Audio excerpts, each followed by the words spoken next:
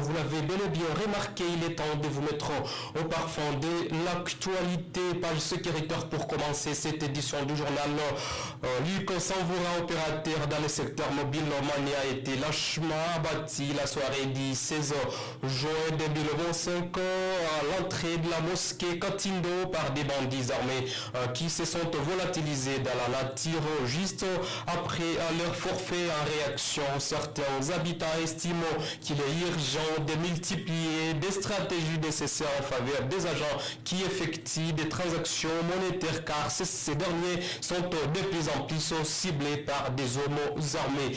Mesdames et messieurs, bonjour. Des bandes de malfrats qui extorquaient la population en se servant de la langue Kinyarwanda pour ainsi intimider les habitants ont été démantelés, a déclaré lundi dans l'après-midi le maire de la ville de Goma, Julien Katembo Ndalien. Ils ont été appréhendés respectivement dans le quartier Virunga et Madjengo. Nous sommes dans la commune de Karisimbi. L'autorité urbaine précise que cette langue ne doit pas être prise comme une langue pour intimider les habitants de la ville de Goma, a martelé le maire de Goma que je vous demande de suivre dans ce journal. En train de transformer ile lugha yetu ya Kinyarwanda wanafungwa.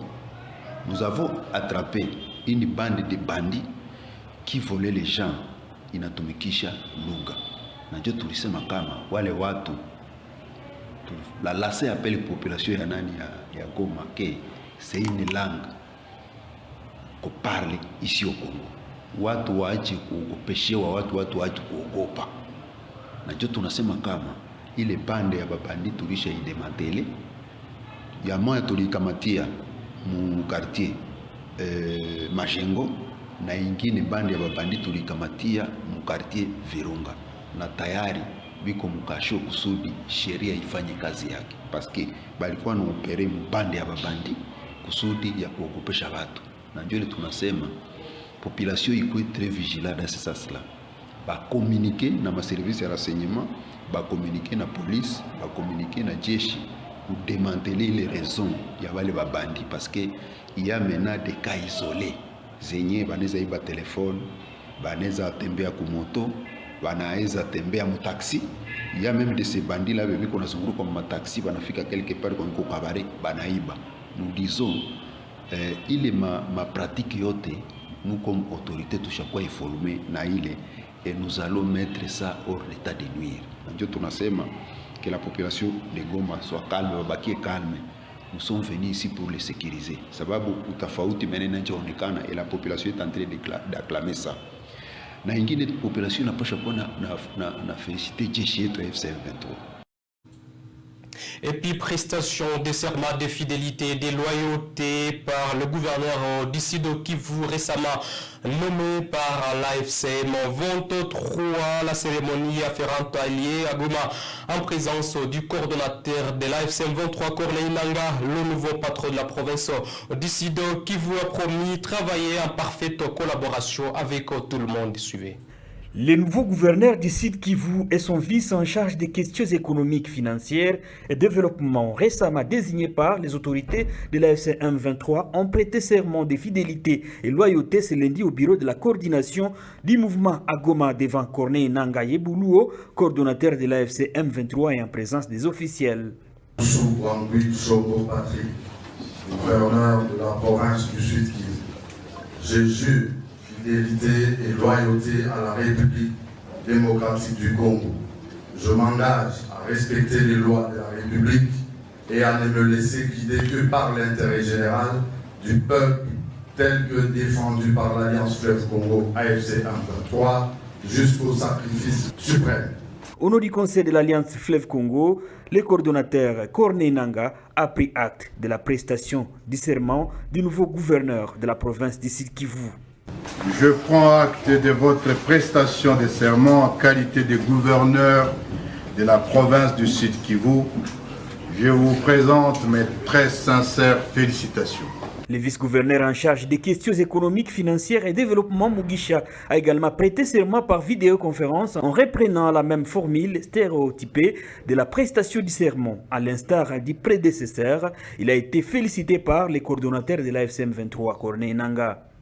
les nominés présents dans la salle a signé les procès-verbal de la prestation du serment devant les autorités du mouvement. Signalons que Boussou Bouangui Chombo Patrick remplace à ses postes Emmanuel Birato Bouimba, rappelé au niveau de la coordination de la FCM 23 pour assumer de nouvelles fonctions. Il a promis travailler en étroite collaboration avec les autres. L'Alliance m'a donné cette chance de pouvoir me mettre au service de la population. On va travailler tous ensemble avec la population pour atteindre des objectifs. Donc, c'est rassurer des bonnes conditions des établissements scolaires, de la viabilité des écoles et des enseignants du territoire de Nyiragongo, bien entendu. C'est parmi les objectifs de la rencontre entre les enseignants et chefs d'établissement du territoire de Nyiragongo et l'administrateur du territoire tenu ce mardi 17 juin 2025 dans cette partie de la province du Nord Kivu. Devant les intellectuels du territoire de Nyiragongo, Ephraim Kabacha a montré sa volonté de vouloir améliorer le système éducatif dans son entité qui a longtemps perdu son sens par des politiciens avérés. L'autorité territoriale a insisté également sur la discipline dans des établissements avant d'exhorter les préfets et les directeurs de veiller à l'éducation des enfants qui ont été victimes de la mauvaise politique du gouvernement de Kinshasa. Il a reconnu aussi les difficultés qu'éprouvent ces professionnels de la CRE en promettant une amélioration de leurs conditions de vie dans les jours à venir. Et je vous ai appelé d'abord pour que nous essayions un peu de discuter par rapport aux événements qui se passent ou qui se déroulent sur toute l'étendue du territoire de Nyiragongo, mais plus particulièrement dans vos institutions, c'est-à-dire vos établissements, surtout secondaires, mais aussi primaires. Parce que je me rappelle, un jour je suis venu ici à Don Bosco, les enfants de l'école primaire étaient à la récréation. Lorsqu'ils nous ont vus, ils ont pris fuite. Je pense que les conseillers se rappellent. Tout ça, ce sont des problèmes que vous, en tant que vous qui êtes des leaders dans le département éducatif, vous devez nous aider pour mettre fin à ça.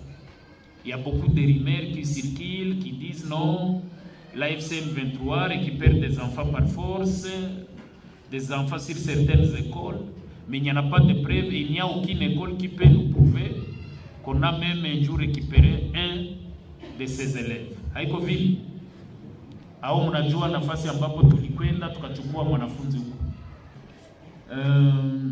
Mais aussi je voulais appeler tous les préfets, directeurs, directrices, les leadership. Nawaza kiongozi wa shule, le préfet d'une école inabidi awe msafi, avale vizuri.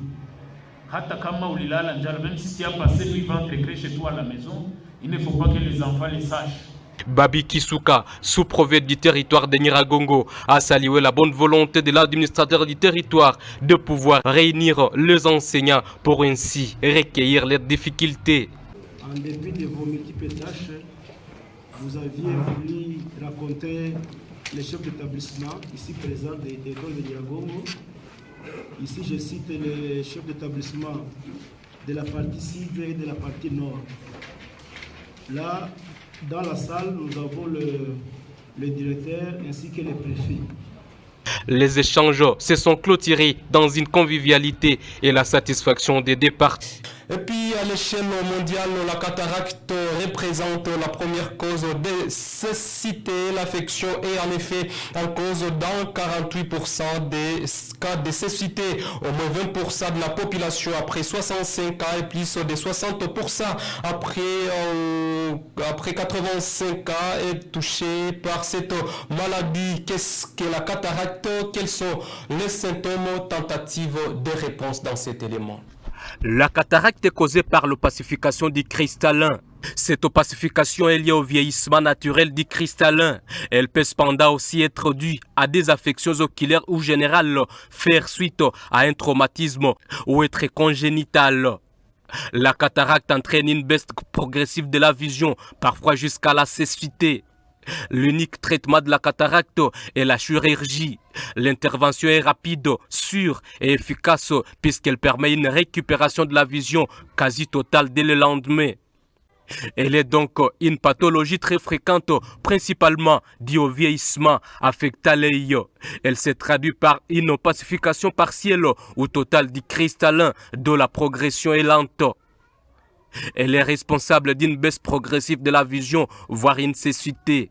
La principale manifestation de la cataracte est une diminution progressive de la vision. Il n'y a que les causes traumatiques qui sont responsables de l'apparition brutale des symptômes associés à la cataracte. Les symptômes de la cataracte sont variables d'un patient à l'autre. Il s'agit d'une vision floue ou voilée. C'est le symptôme le plus courant de la cataracte dû à l'âge.